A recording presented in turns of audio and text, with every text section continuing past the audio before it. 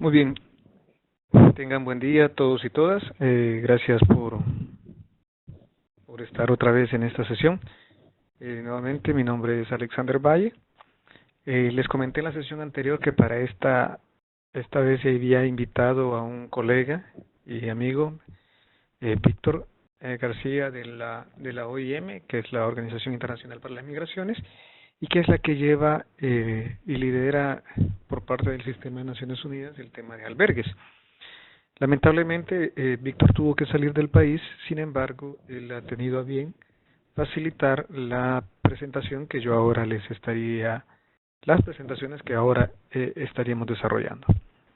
Entonces, vamos a hablar ahora básicamente de la protección de personas con necesidades específicas, ¿verdad? Vamos a mantener la autoría de la presentación, que es una presentación de OIM, y al final de la misma pues van a estar los contactos de mi colega Víctor. Para cualquier inquietud que ustedes tengan en torno al tema, pueden hacerlo con él o pueden hacerlo directamente conmigo. Entonces, vamos a plantearnos para el desarrollo de la lección ciertos objetivos de aprendizaje, que son el identificar que existen grupos de población dentro de los albergues temporales con necesidades específicas, el definir que la protección de grupos con necesidades específicas es una prioridad en la gestión de albergues temporales, y el describir 5 buenas prácticas de protección de grupos con necesidades específicas, ¿verdad? Esa es la idea de la presentación. Vamos a empezar definiendo qué es protección. El tema de protección es un tema que es relativamente nuevo, como definido como protección propiamente dicho, porque regularmente no lo definíamos como el tema de protección, hablábamos de seguridad, ¿ya? De seguridad en los albergues, sobre todo en el aspecto de delincuencia. Cuando hablábamos de comisiones de seguridad en los albergues, hablábamos de que no se fuese a perder nada, o que no se fuesen a robar nada, o que no entrara una persona, o el tema de el uso del alcohol dentro de los albergues. Sin embargo, no se hablaba de el tema de protección de los derechos de las personas. Entonces, hoy vamos a hablar propiamente del tema de qué es la protección, ¿verdad?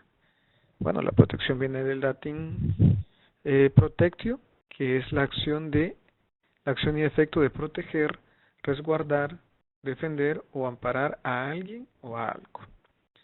La protección es un cuidado preventivo ante un eventual riesgo o un problema. Por ejemplo, una madre siempre debe dar protección a su hijo, y un padre también, ¿no?, debe dar protección a su hijo. O la mujer amenazada pidió protección a la policía. Entonces estamos hablando de la protección, es preventiva, ¿verdad? Es el cuidado preventivo ante una potencial ocurrencia de un evento que pudiera alterar la integridad física y moral de la persona. ¿Ya? Entonces, entre la población del albergue temporal pueden haber determinados grupos de personas que tengan necesidades específicas. Para brindar asistencia y protección de acuerdo con estas necesidades, es importante que todos los agentes involucrados sean conscientes de cuáles son esas necesidades. Tanto dentro como fuera de estos grupos pueden haber personas expuestas a un mayor riesgo en comparación con el resto de residentes del albergue temporal. El sistema de registro y perfil de la población está desagregado por edad, sexo y cualquier otra información necesaria para identificar durante las primeras etapas del ciclo del desplazamiento, así como a lo largo del mismo, a todas aquellas personas que puedan tener necesidades específicas. ¿Qué significa esto?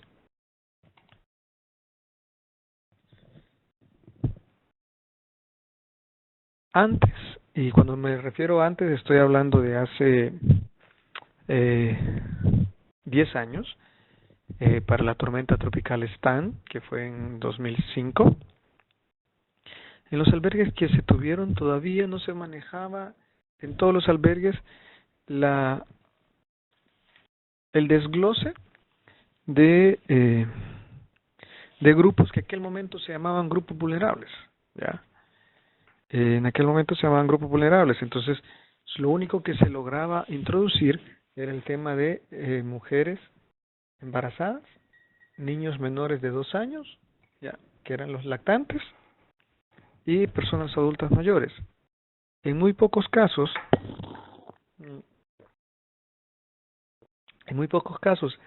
se hablaban de otros grupos vulnerables. Todavía en ese momento, hablar que dentro del albergue teníamos personas de la diversidad sexual o personas viviendo con VIH se consideraba en algunos de los casos un tabú, ¿ya?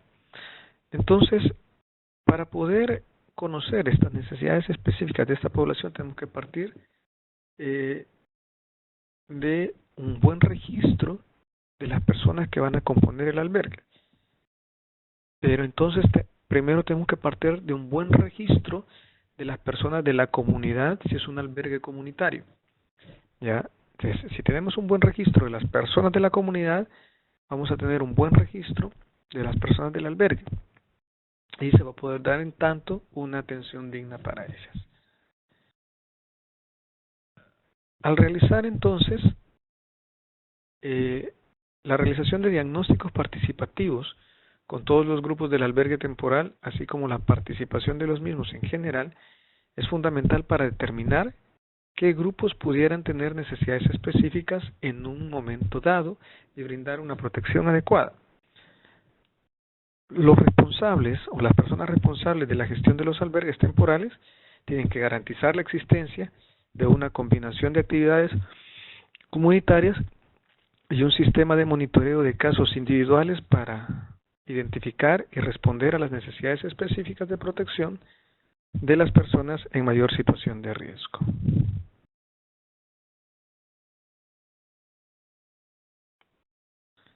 Es importante tomar en cuenta que las necesidades de estas personas o las necesidades de estos grupos específicos no pueden ser planteados por terceros. Yo no puedo plantear la necesidad de una persona si yo no conozco las limitaciones de esa persona o no las vivo. Por ejemplo, yo no puedo planificar las limitaciones de una persona ciega porque yo no soy ciego. Yo no puedo plantear las limitaciones de una persona de la diversidad sexual porque yo no soy una persona con una diversidad sexual. Yo no puedo plantear las necesidades de una persona con una discapacidad física porque yo no tengo una discapacidad física. Ni una persona viviendo con VIH porque yo no estoy viviendo con VIH ahora. Entonces, para poder conocer las necesidades de los grupos, es preciso entonces poder entrevistar a los mismos grupos y darles el espacio para que también ellos puedan expresarse y conocer las necesidades directamente de ellos. Un minuto. Ya. Entonces, es por ello que cuando ustedes estén a cargo de un albergue temporal o estén entrenando a las personas en un albergue temporal o estén visitando un albergue temporal, tratemos de promover siempre que dentro del albergue temporal se pueden hacer grupos focales para poder conocer las necesidades específicas de la población albergada. Entonces, ¿qué grupos con necesidades específicas identificamos en un albergue temporal? Antes hablábamos de grupos vulnerables, ¿no? Pero el tema de vulnerabilidad es muy...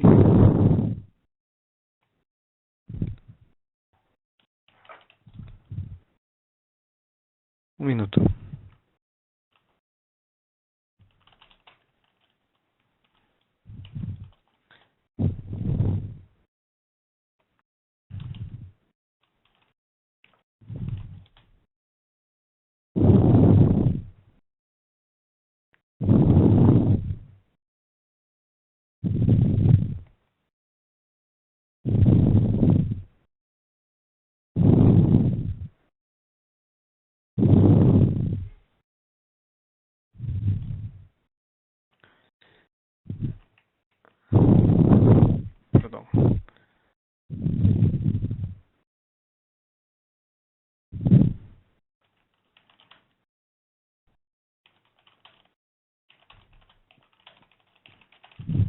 Las disculpas del caso, pero como comprenderán, estoy aún en la oficina y hay cosas que también tengo que irle dando salida.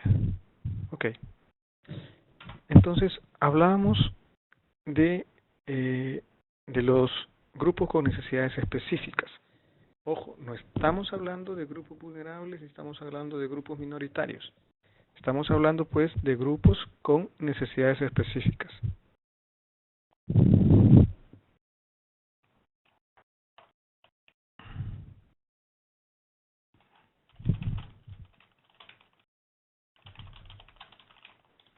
Entonces, ¿por qué no son grupos minoritarios o grupos vulnerables?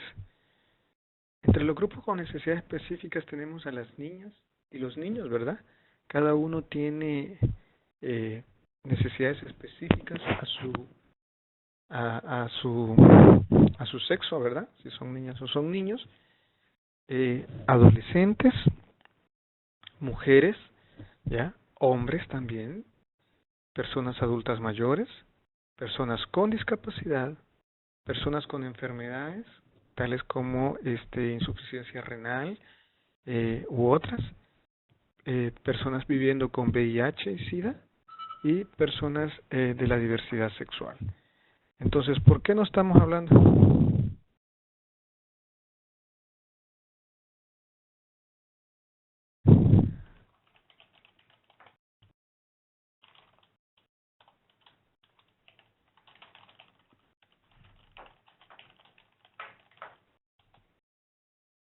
Entonces, ¿por qué no estamos hablando de grupos vulnerables intrínsecamente?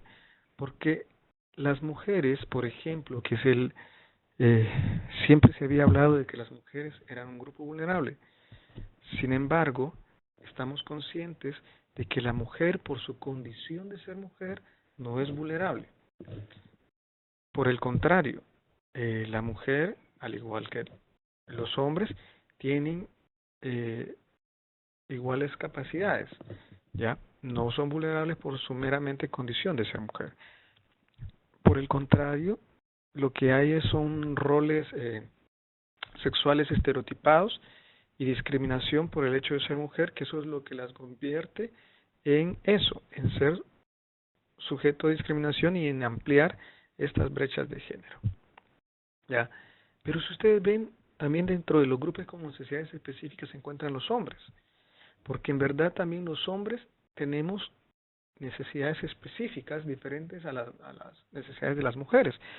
Y yo les hablaba, por ejemplo, de aquel momento donde los kits de higiene, por ejemplo, que se daban en los albergues, eran kits de higiene estándares, que solo tenían pasta dental, jabón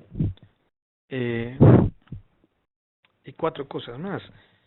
Sin embargo, con el tema de la lucha de la reivindicación de los derechos de la mujer y la inclusión del enfoque de equidad de género dentro de la gestión integral de riesgos de desastres, o más bien dentro de la respuesta a emergencias y desastres, a los kits de higiene se les empezó a introducir, por ejemplo, toallas sanitarias, ¿ya? Entonces, o ropa interior extra, ¿no? Por las mujeres con su ciclo menstrual. Y es por ello que los kits ya estaban más diseñados con cosas genéricas, pero también con cosas específicas a la mujer. Pero ¿qué pasaba también? Estaba el caso de los hombres, que los hombres no tenían una navaja de afeitarse o un par de calcetines extra en algunos lugares donde sí los hombres utilizan calcetines extra, ¿no? Entonces, también a los hombres tenemos necesidades específicas, ¿verdad?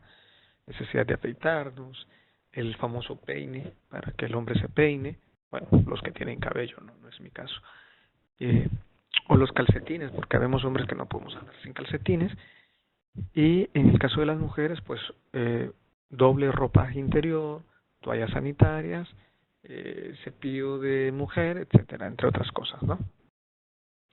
Entonces, como ven, no estamos hablando de grupos vulnerables ni estamos hablando de grupos minoritarios. Estamos hablando de grupos con necesidades específicas. ¿Ok?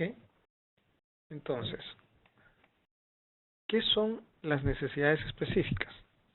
Las personas con necesidades específicas pueden estar expuestas a sufrir privaciones, daños, explotación, abuso, violación, que el resto de las personas de la comunidad que se encuentran allí albergadas. Si los efectos de una vulnerabilidad no se reconocen y se afrontan, ello puede tener graves consecuencias para la salud física o mental y afectar considerablemente su bienestar y su capacidad de hacer valer sus derechos fundamentales. Las personas con necesidades específicas pueden carecer de acceso a los canales de comunicación apropiados para transmitir sus necesidades. Igualmente, pueden ser incapaces de pronunciar en razón de su edad, discapacidad, estigmación o temor, que no puedan expresar sus necesidades o quejarse por carecer de asistencia o protección que se requiere. Nosotros tenemos que garantizar todos los mecanismos para que estas personas con necesidades específicas puedan hacer valer ya su voz y expresar sus sentimientos. Y además de eso, como lo vimos en la clase anterior, involucrarse en las tareas propias del albergue.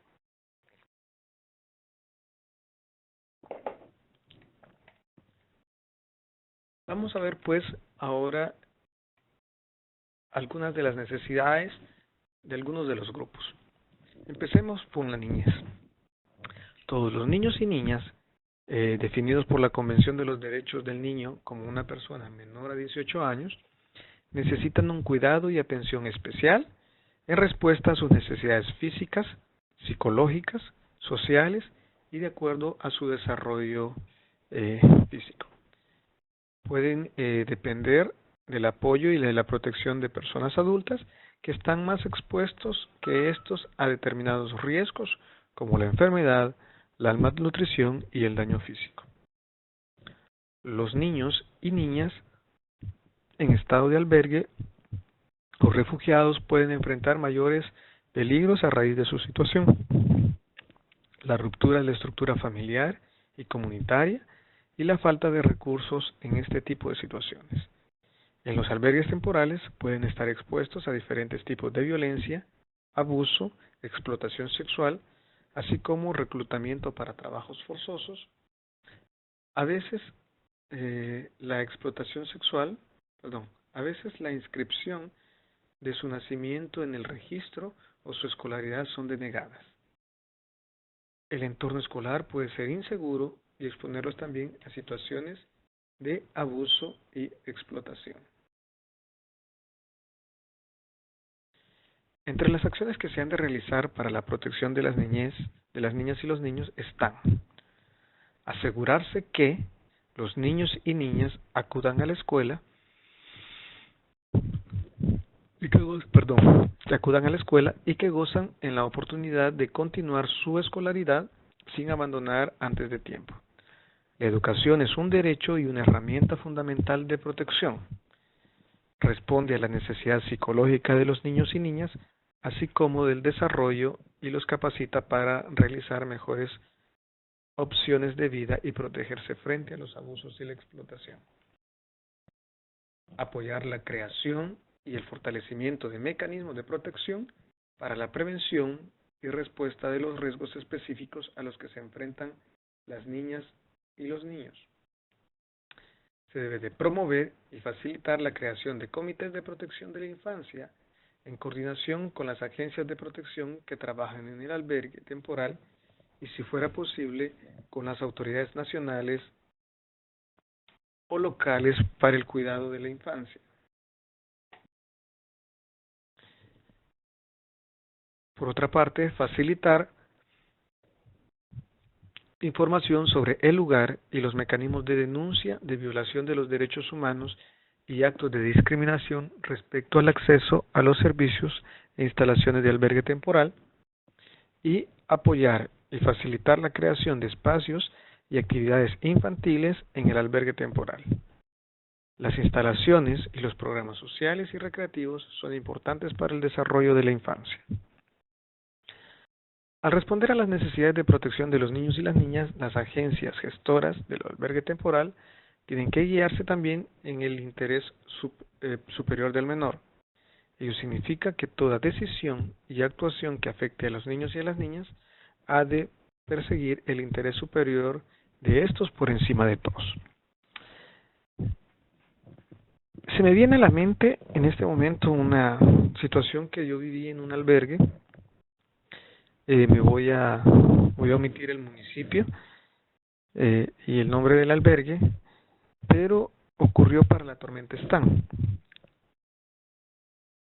En aquel momento, y El Salvador ha tenido un avance sustantivo, yo lo veo así y siempre trato de mencionarlo, en muchos de los componentes de la gestión integral de riesgos de desastre. Entre ellos, el componente de respuesta y el componente de recuperación. ¿Por qué? Porque todavía en el 2005 estábamos hablando, si bien es cierto, en ese año se creó, todavía estamos hablando del COEN, ¿no? del Centro de Operaciones de Emergencia Nacional, ya no existía todavía la Dirección General de Protección Civil. En aquel momento la administración de los albergues se le daba y se le asignaba a militares. En ese sentido, pues no se garantizaban o no se protegían mucho los derechos de la población albergada, dado que por su formación y doctrina el militar trataba de mantener dentro del albergue un orden específico propio de la doctrina militar. Entonces ocurrió que en uno de estos albergues que yo visitaba regularmente, la gente comenzaba a quejarse porque además de tener que afrontar la pérdida de sus bienes, en el albergue estaban prácticamente se sentían reprimidos. Entonces ocurrió que toda la asistencia humanitaria que llegaba al albergue era capturada o administrada por los militares, ¿verdad? Y eran los militares los que la distribuían. Entonces sucedió que una mujer tuvo una discusión con el grado, con el comandante de grado que estaba administrando ese albergue. Entonces la discusión era por un tema de un bote de leche, ¿no? Al parecer a esta mujer, como se había peleado con el militar a cargo del albergue, este militar, cuando dio la distribución de la leche para los niños. Hola, doctor.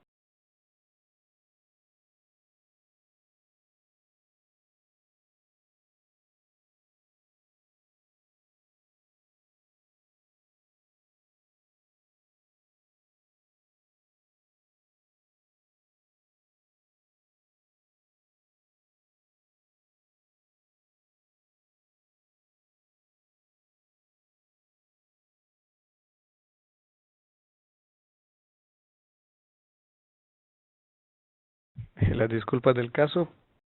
Hola, las disculpas del caso, pero llegó un colega.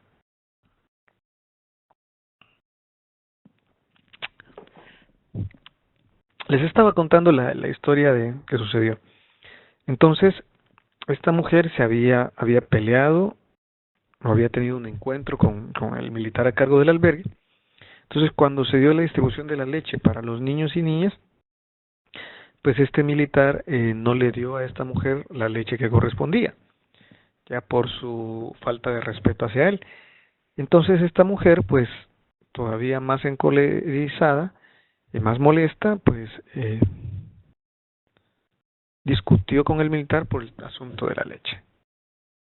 Cuando yo llegué al albergue, encontré a esta mujer llorando porque resultó que este militar había puesto la denuncia a lo que en aquel momento era el ISNA, pero no se llamaba ISNA, sino que tenía otro nombre que ahora mismo no recuerdo.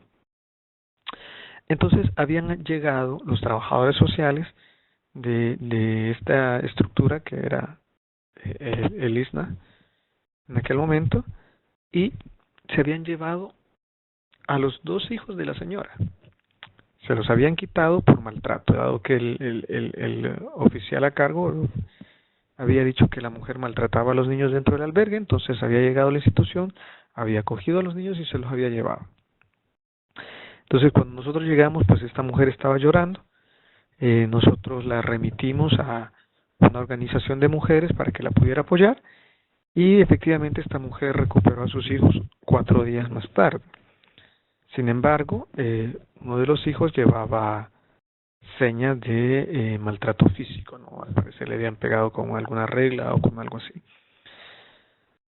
Esos eran algunos de los problemas que se generaban de abusos dentro de los albergues en aquel momento. Ya, es por ello que en 10 años El Salvador ha tenido una evolución para mí bastante sustantiva en términos de la administración de los albergues. Ahora bien, los albergues ahora están siendo administrados por personas de las comunidades, pero tenemos que hacer mucho énfasis en concientizar y trabajar a las personas de las comunidades sobre los derechos, deberes y obligaciones que tienen que tener en este albergue.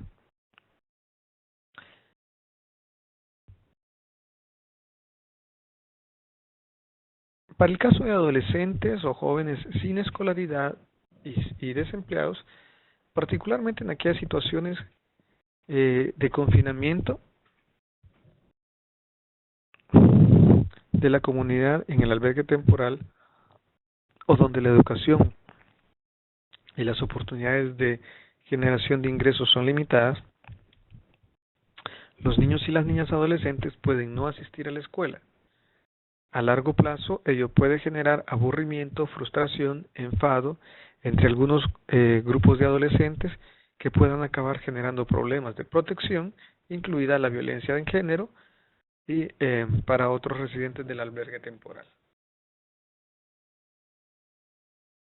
En ocasiones ello puede verse agravado por el abuso del alcohol y el abuso de las drogas. En ese sentido, me salté una. Para evitar el aumento de problemas de protección por parte de la adolescencia, las agencias gestoras del albergue tienen que, 1, cerciorarse de que las evaluaciones de necesidades no excluyan a los jóvenes y que busquen entender los motivos de la abstención escolar.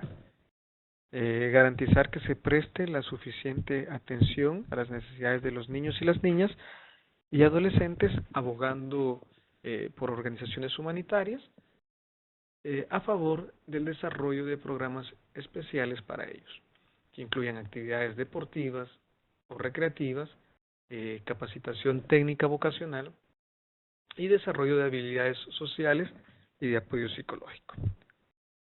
Se debe de garantizar que los adolescentes sean conscientes de sus derechos en el albergue temporal, así como de los servicios e instalaciones que tienen a su disposición y cómo accesar a ellos, y encontrar la manera de involucrarles activamente en beneficio de la comunidad. Muchas veces las personas adultas tendemos a tomar decisiones por los jóvenes, ya definiendo jóvenes entre la preadolescencia, ¿verdad?, hasta los 20 años, 20 y pocos años. Entonces nosotros tendemos a tomar decisiones por ellos. Y creemos que no es preciso escucharlas. Hace algunos años, en una comunidad en el municipio de San Martín, tuve un trabajo con esta comunidad y creamos grupos focales. El tema era discutir el acomodamiento de un área y un espacio recreativo. Este espacio recreativo originalmente era de tierra y estaba terraceado, ¿verdad? Y se utilizaba como cancha de fútbol. Entonces se utilizaba como cancha de fútbol donde los hombres mayores delimitaban la cancha con aceite quemado para hacer la pintura de la cancha y utilizaban esa cancha. Con el proyecto que yo llevaba, pues implicaba hacer obras de mitigación en la zona y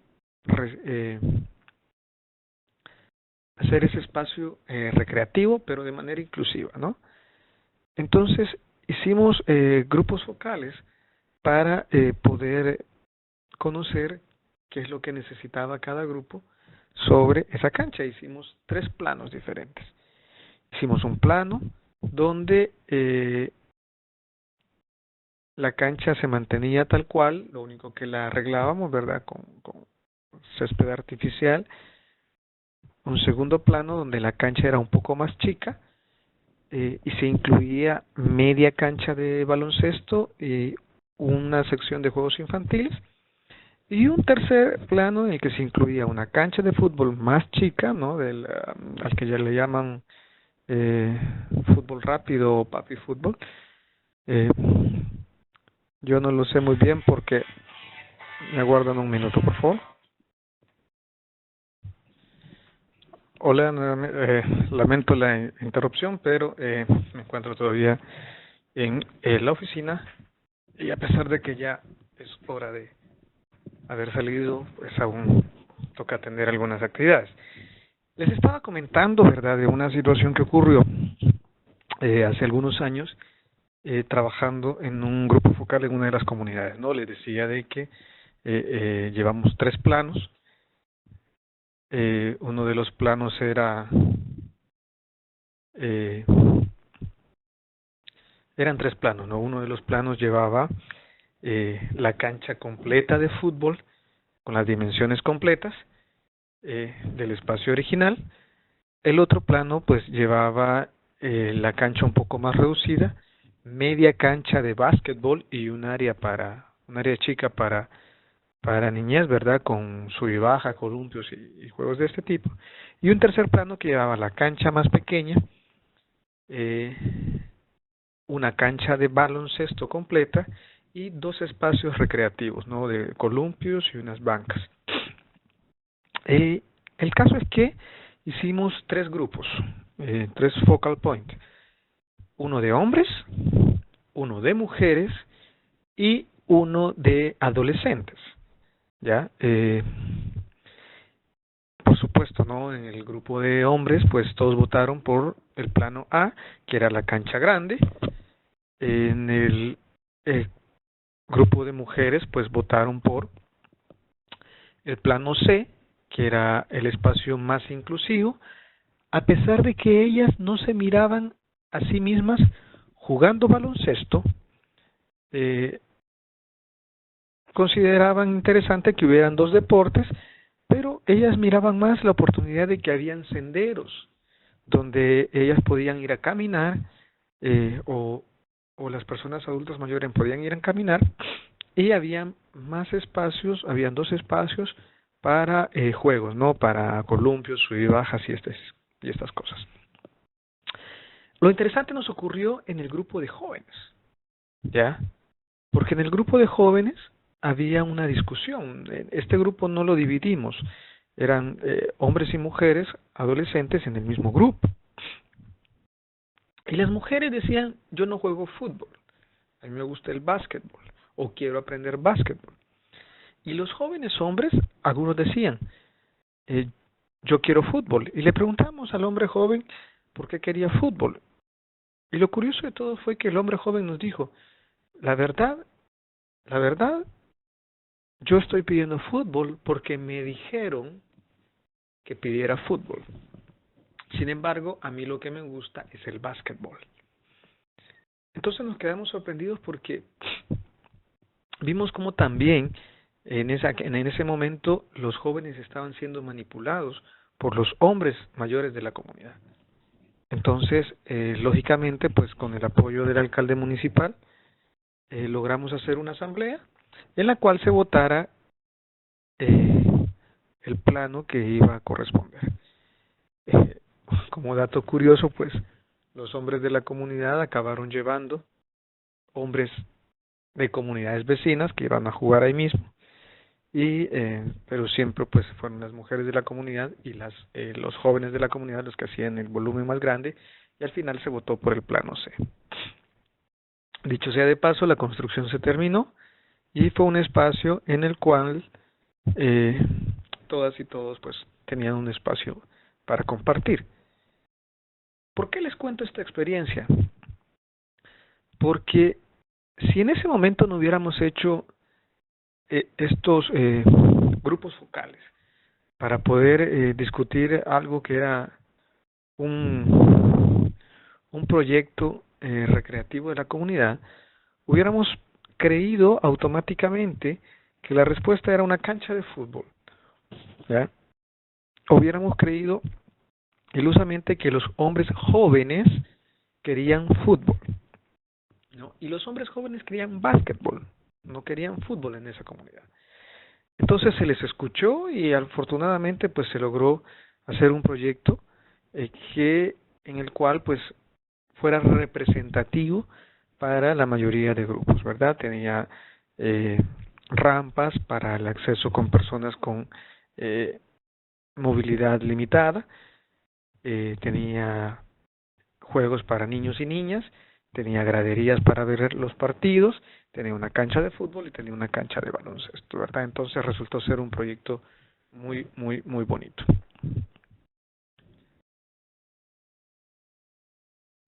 ¿Qué pasa entonces ahora con las mujeres o las necesidades específicas de las mujeres?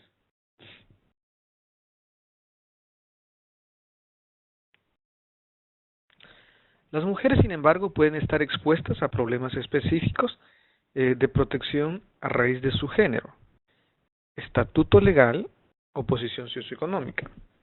Estatuto legal nos referimos a si está casada, en unión libre, madre soltera o divorciada, ¿no? o viuda, ¿no? Es posible que no pueda ejercer plenamente sus derechos y que haya que tomar alguna acción específica para que pueda disfrutar de la protección y la asistencia de las mismas condiciones que los hombres. La experiencia muestra que hay determinados grupos de mujeres que tienen necesidades específicas y necesitan, por tanto, una respuesta concreta. Estos incluyen mujeres solas, no acompañadas, o mujeres solas a cargo del hogar, como pueden ser las viudas o las madres solteras, mujeres en estado de embarazo o mujeres en estado de lactancia, entre otras. Estas mujeres también pueden tener dificultades para acceder a la ayuda humanitaria. El hecho de presentar estas necesidades puede ser un impedimento para participar en actividades educativas, de formación vocacional o programas de generación de ingresos. Es por ello que necesitamos contar con un censo efectivo de las personas que conforman la comunidad y las personas que conforman el albergue.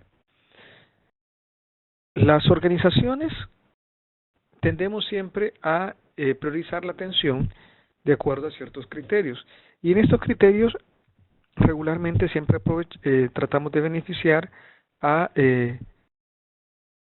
aquellos grupos más desfavorecidos. Entre ellos están hogares de madre o padre solo, ¿verdad? Con personas adultas mayores o con personas de la niñez. Recordemos que cuando la mujer se encarga, por ejemplo, del cuidado de las personas en el albergue o en el hogar y después en el albergue, esto puede limitar a que la mujer vaya a algunas actividades que se están dando para recuperar la capacidad productiva de las poblaciones afectadas. Es por ello que este tipo de actividades o este tipo de talleres vocacionales tienen que trasladarse al albergue y no la gente del albergue trasladarse a este tipo de actividades. O si no, pues entonces se tiene que garantizar que en estos talleres vocacionales o en estos lugares donde se va a dar la asistencia vocacional, cuente con las instalaciones apropiadas para que funcione como guardería, ¿ya? O en el albergue se puede organizar el espacio para poder cuidar a las personas adultas mayores, ¿ya? O a las personas con que necesitan de un cuidado especial, ¿no? Entonces, ¿por qué? Porque con esto vamos a garantizar de que la mujer puede entonces poder accesar a este tipo de actividades vocacionales, inclusive algunas actividades recreativas. Ya, recordemos que las condiciones de pobreza se acentúan en una situación de desastres. Entonces, muchos de los proyectos van encaminados a reactivar estas capacidades productivas. Pero si ustedes ven, si no facilitamos esos espacios para que las mujeres que tienen un rol de cuidado asistan a estas actividades de reinserción en actividad productiva, no estamos dando una buena asistencia humanitaria ni estamos haciendo una buena acción de recuperación por desastre.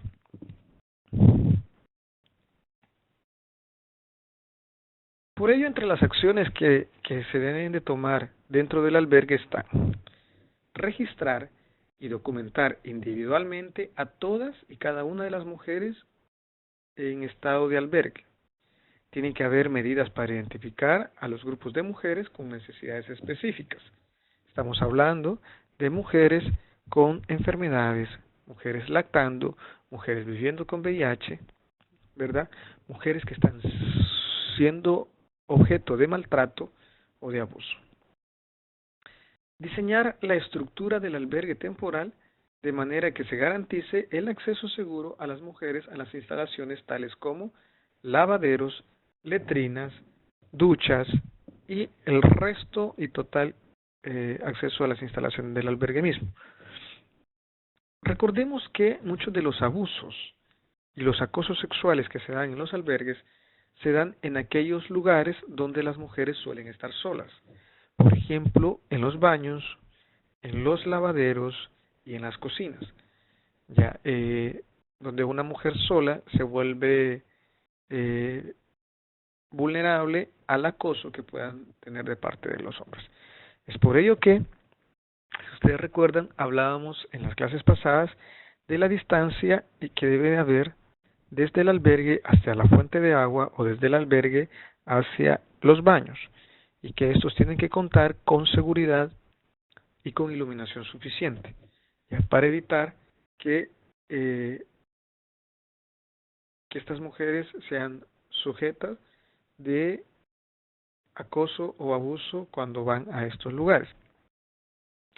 Se debe evaluar las actividades y servicios como la distribución de bienes de primera necesidad para garantizar que todos tengan acceso por igual y que los mecanismos existentes no expongan a las mujeres al riesgo de la explotación sexual.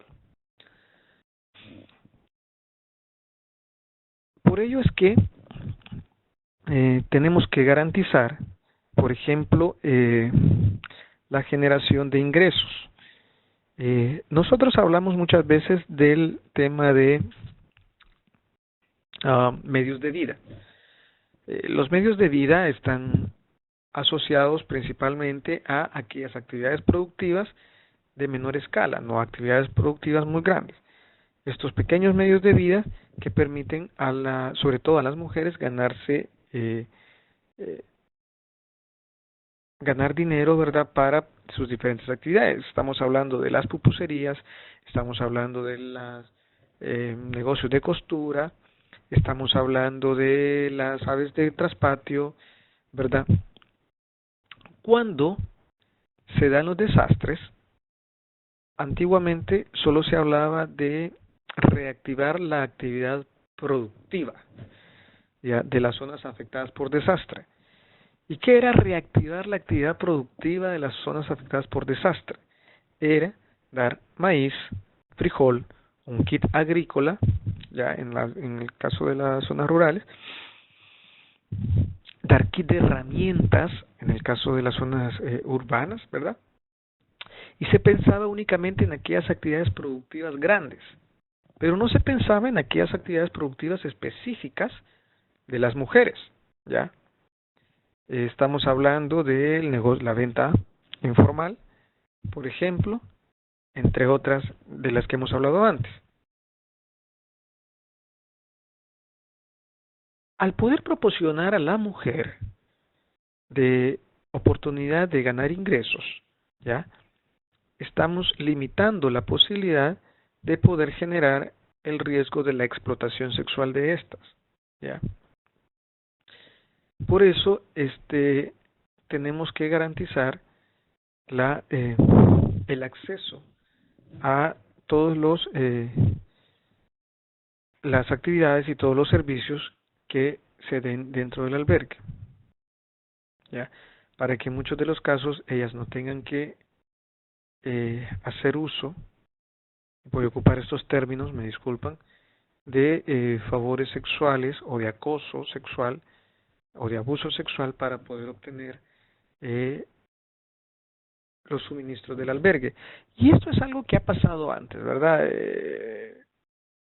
Se los comentaba en el caso del ejemplo anterior, ¿no? De este oficial militar, que también la mujer alegaba de que era porque ella no se había querido acostar con él, por eso él le había impedido la ayuda.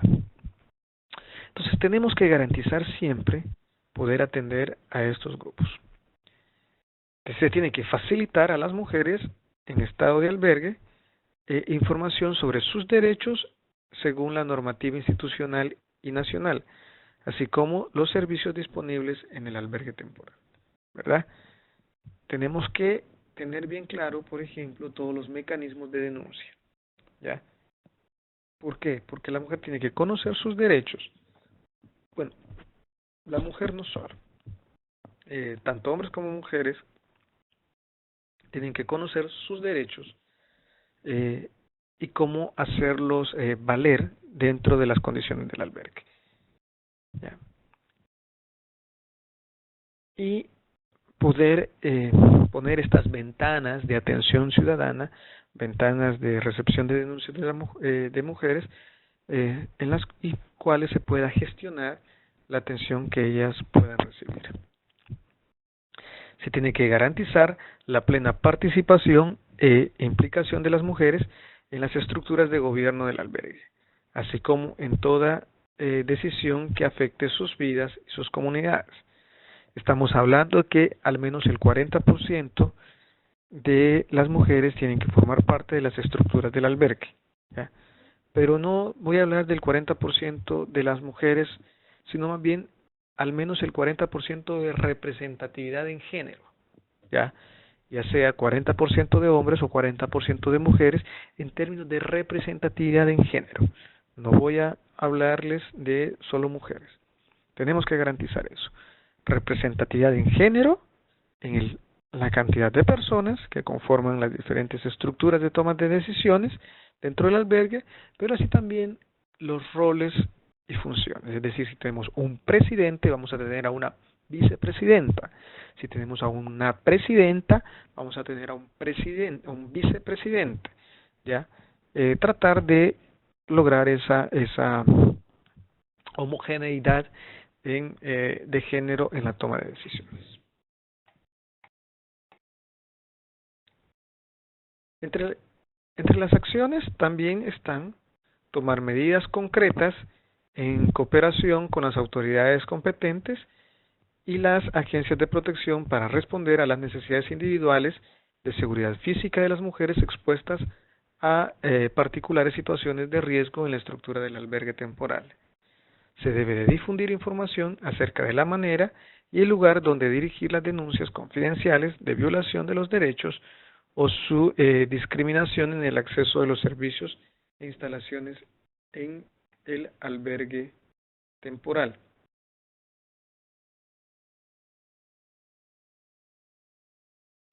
Como les repito, no solo estamos hablando de hacer valer los derechos, sino también tenemos que facilitar los mecanismos de denuncia.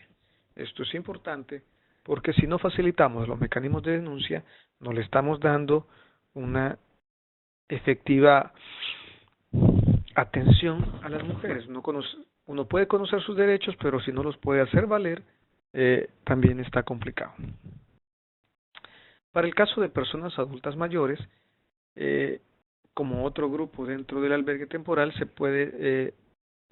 es otro grupo dentro del albergue temporal que puede ser vulnerado y tener también necesidades específicas de protección. Según la OPS, ¿verdad? La OMS, la Organización Mundial para la Salud, define a una persona adulta mayor como toda persona mayor de 60 años.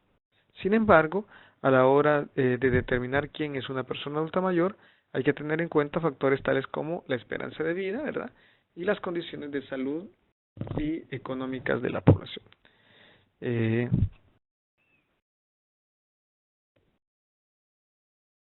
Por ejemplo, si no contamos con... hay algunas personas que arriba de los 60 años todavía cuentan con la vitalidad suficiente y no se consideran a sí mismos personas adultas mayores. Tal es el caso de mis padres, por ejemplo. Ellos jamás van a admitir que ya cruzaron la línea de los 60 y no se consideran personas adultas mayores. ¿Por qué? Porque ellos ambos son productivos. Entonces también tenemos que tener mucho tacto a la hora de poder tratar con las personas adultas mayores. Los desafíos a los que se enfrentan las personas adultas mayores pueden incluir la dificultad de acceder a alimentos y a productos de primera necesidad, agua, servicios de salud u oportunidades de participación a causa de su movilidad reducida. Estamos hablando que dentro de los albergues o dentro de los emplazamientos donde donde está la población asentada, se creen los mecanismos para que todas estas personas adultas mayores tengan acceso a las diferentes servicios del albergue. Por ejemplo, no vamos a poner a una persona adulta mayor a hacer una larga fila para poder llenar un recipiente de agua. No vamos a exponer a la persona adulta mayor a hacer una larga fila para poder tener acceso a la alimentación. ¿Ya? No vamos a poner a una persona adulta mayor a caminar una cierta cantidad de kilómetros, o de metros, para poder accesar a los baños o a otro servicio que ésta pueda requerir. Tenemos que garantizar el mecanismo para trasladar a esa persona adulta mayor a los servicios o llevar los servicios hasta esta persona adulta mayor o facilitar y agilizar que esta gente tenga acceso a este servicio, ¿verdad? Como una cola reducida o que sean estas las personas primeras en ser atendidas. Las personas adultas mayores pueden tener necesidades, por ejemplo, dietéticas especiales que no tengan en cuenta diseñar los programas de alimentación suplementaria. Pueden correr el riesgo de sufrir robos o asaltos. Las mujeres adultas mayores, que tienden a ser más numerosas que los hombres en los albergues temporales, pueden estar particularmente expuestas a abusos físicos o inclusive a abusos sexuales. Tenemos que tomar también todo esto muy en cuenta, porque, por ejemplo, no podemos estandarizar o tendríamos que ver si las personas adultas mayores requieren una dieta especial, ya, para cuando hacemos alimento colectivo, ¿verdad?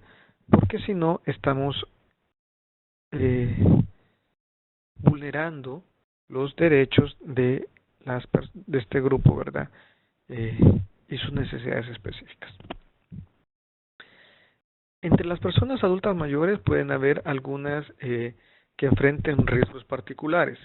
Entre estas se incluyen a no acompañadas, cabezas de hogar con problemas de salud o de movilidad, así como personas con limitaciones físicas, mentales o de bajo nivel de alfabetización.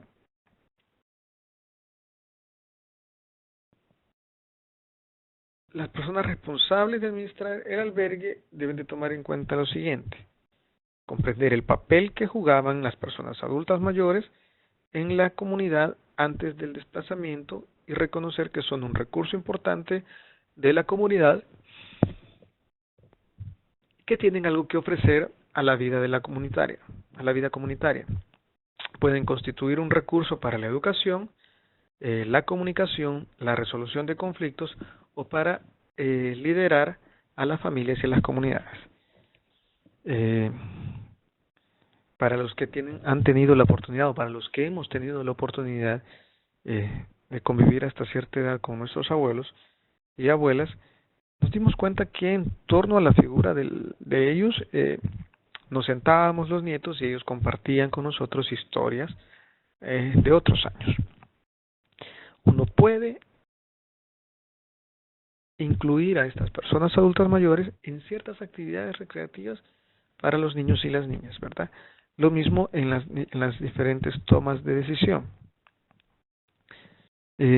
No tenemos que ver a las personas adultas mayores como personas pasivas de la asistencia, ¿verdad? Se debe de incluir entonces tanto hombres como mujeres en diagnósticos participativos, en la planificación y suministro de servicios y en el diseño de programas y actividades de la población del albergue temporal. Tenemos que manejar siempre estos diagnósticos para conocer no solo la existencia o no, o la presencia o no de personas adultas mayores, sino las necesidades específicas de estas en términos de medicamentos, en términos de dieta alimenticia y en términos de necesidades específicas. Por ejemplo, hay personas adultas mayores que ya requieren de pamper por el tema de insuficiencia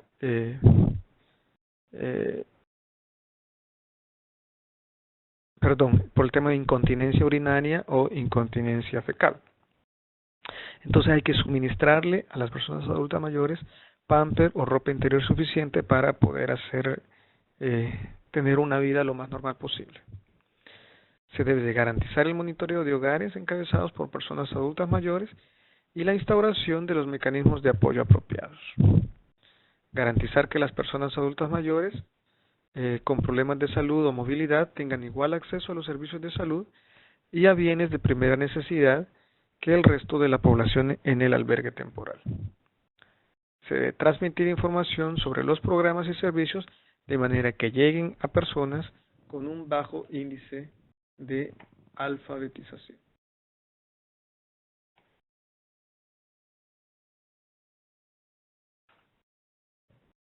Es importante entonces que reconozcamos el rol y la importancia de las personas adultas mayores en el albergue mismo.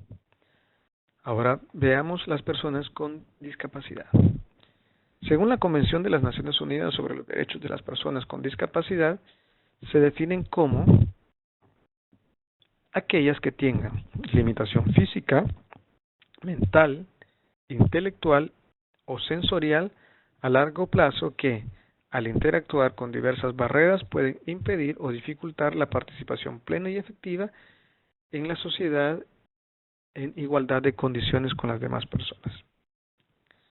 Las personas con discapacidad física, mental u de otro tipo suelen enfrentarse a mayores riesgos, particularmente si su familia o comunidad están ausentes o no pueden o no quieren ocuparse de ellas. No, estamos hablando de las personas que suelen abandonar a las personas con alguna discapacidad. Disculpas. Entonces, la familia o la comunidad puede ver a las personas con discapacidad como un castigo o como una carga, o excluir o marginar a los niños y niñas o adultas o personas adultas con discapacidad. El problema de protección que pueden enfrentar estas personas van desde obstáculos para acceder a la ayuda humanitaria, incluido un alojamiento adecuado y digno, y servicios comunitarios, hasta una mayor exposición a abuso y explotación sexual. Es por ello que tenemos que garantizar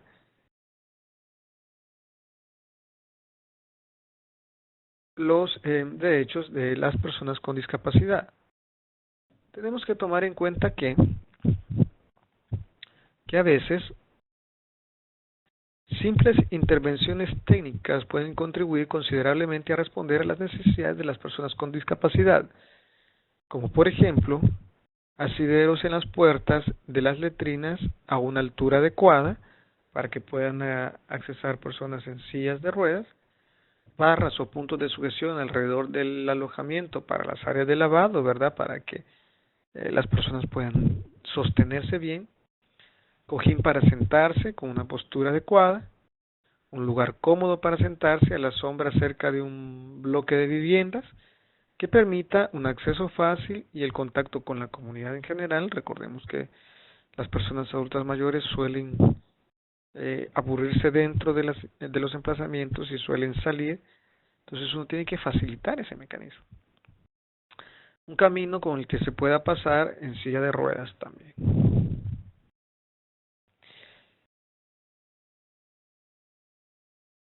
Este tipo de soluciones suelen costar muy poco, pero requieren planificación y sensibilidad respecto a las posibles necesidades. A través de métodos de diagnóstico participativo, como los grupos focales, las agencias gestoras de campamentos pueden apoyar soluciones específicas que respondan adecuadamente a las necesidades de las personas que viven con discapacidad.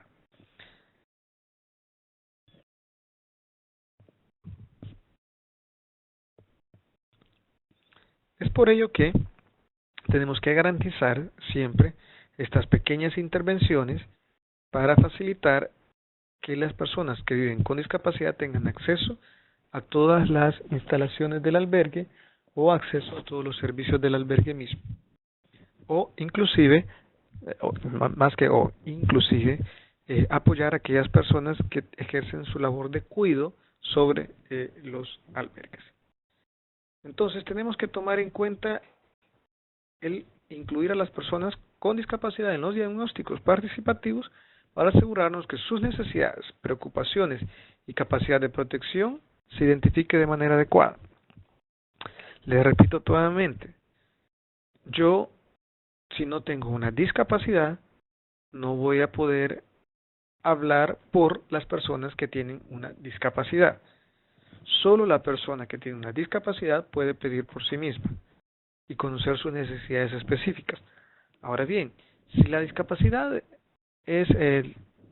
no le permite a la persona tener un razonamiento lógico, entonces sí hacemos uso de la persona que le cuida para conocer cuáles son las necesidades de ella. Pueden ser necesidades de acomodación, de acceso a la higiene, de acceso a la alimentación, entre otras.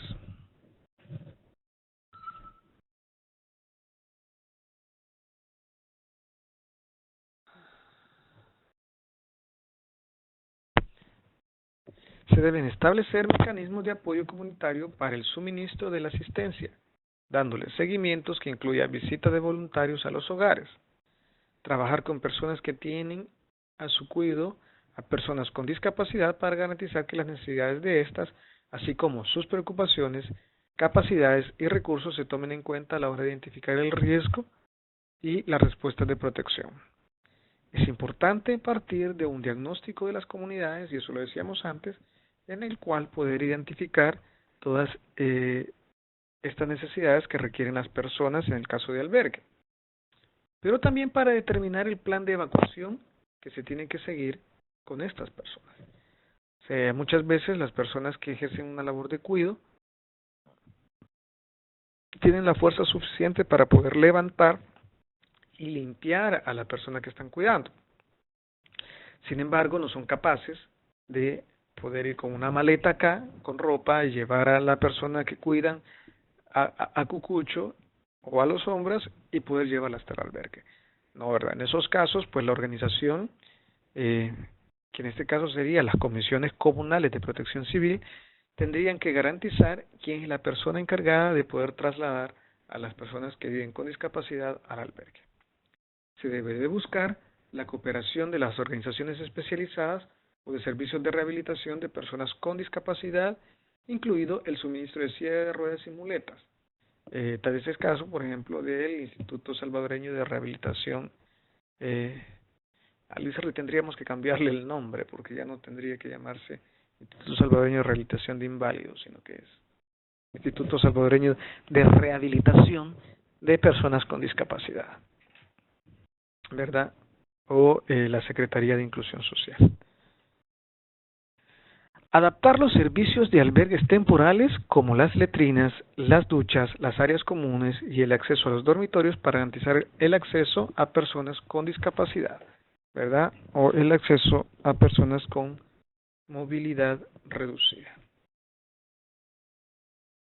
Además de ello, el promover los derechos y la dignidad de las personas con discapacidad, incluida la discapacidad mental, en el seno de la comunidad y garantizar su acceso a la información sobre sus derechos y los servicios disponibles en el albergue temporal a su disposición, como la educación. Brindar información acerca del lugar y los mecanismos de denuncia de violaciones a los derechos o de discriminación en el acceso de los servicios e instalaciones en el albergue temporal. Veamos pues ahora las personas con enfermedades específicas. Las personas con enfermedades también tienen que enfrentarse a riesgos particulares si su familia o comunidad están ausentes y no pueden o no quieren ocuparse de ellas. En muchas ocasiones se excluye o se margina a los niños y niñas o personas adultas con enfermedad.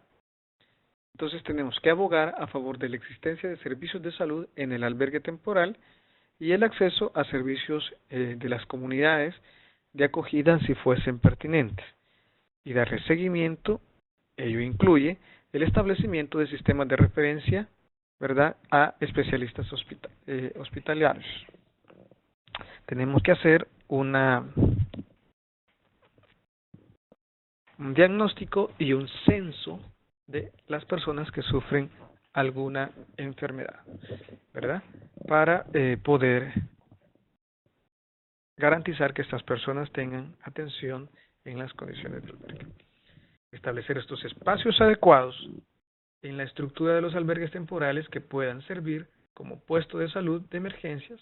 Esto debe contar con espacios adecuados que puedan permitir consultas especializadas que necesitan las personas del albergue, como consultas ginecológicas o atención psicológica, entre otras. Se debe crear un comité de salud que pueda ser capacitado en atención de personas con enfermedades crónicas. Estamos hablando de, por ejemplo, las insuficiencias renales, entre otras. El acceso a clínicas y hospitales puede ser bastante complicado para la población en un campamento, especialmente si el mismo está situado a cierta distancia de la ciudad o pueblo más cercano y los miembros de la comunidad han de caminar hasta allí para tener una asistencia médica. Una solución puede ser llegar a un acuerdo con algún miembro de la comunidad del campamento o de la acogida que tenga un vehículo y esté dispuesto a brindar un servicio de taxi o ambulancia hasta un centro asistencial.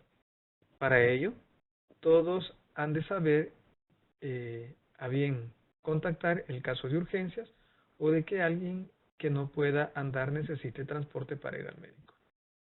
La comunidad, en consulta con el propietario del vehículo, ha de acordar la forma de remuneración, ¿verdad?, o compensación por los servicios y el coste del combustible.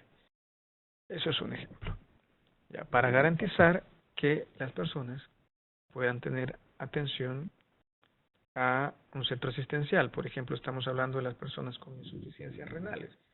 Hay personas con insuficiencias renales que necesitan estar haciendo sus diálisis y hemodiálisis 1 o 2 veces por semana, y si están en condiciones de albergue, pues su situación se puede complicar más.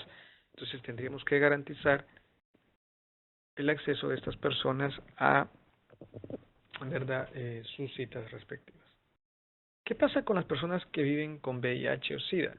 Las personas que viven con VIH pueden enfrentar riesgos particularmente altos. Pueden sufrir además de discriminación y estigmatización, incluso de la parte de sus propias familias o las comunidades. Por tanto, es fundamental garantizar la confidencialidad respecto al VIH. Las personas que administran el albergue temporal deben de estar alertas ante posibles instancias de discriminación o estigmatización a causa del VIH o SIDA, e instar a los proveedores de los servicios de salud y a los trabajadores comunitarios a atender a las personas que viven con VIH-Sida de manera que no se exponga su condición ante el resto de la comunidad. Si una persona nos enteramos de que es cero positivo, ¿verdad? Tendríamos que garantizar la confidencialidad de toda esta información que nos ha proporcionado, pero también garantizar el acceso de esta a los servicios de salud y el acceso a sus retrovirales. Abogar entre los proveedores de los servicios de salud a favor del acceso a las personas, ¿verdad?, a programas de prevención y tratamiento del VIH y evitar, pues, su aislamiento y criminalización. Las personas que viven con VIH tienen que tener una vida normal dentro de los emplazamientos de albergues, ¿verdad? Si estas personas, si se conoce dentro del albergue su condición de VIH, pues tenemos que garantizar la no discriminación de las personas dada su condición, ¿verdad?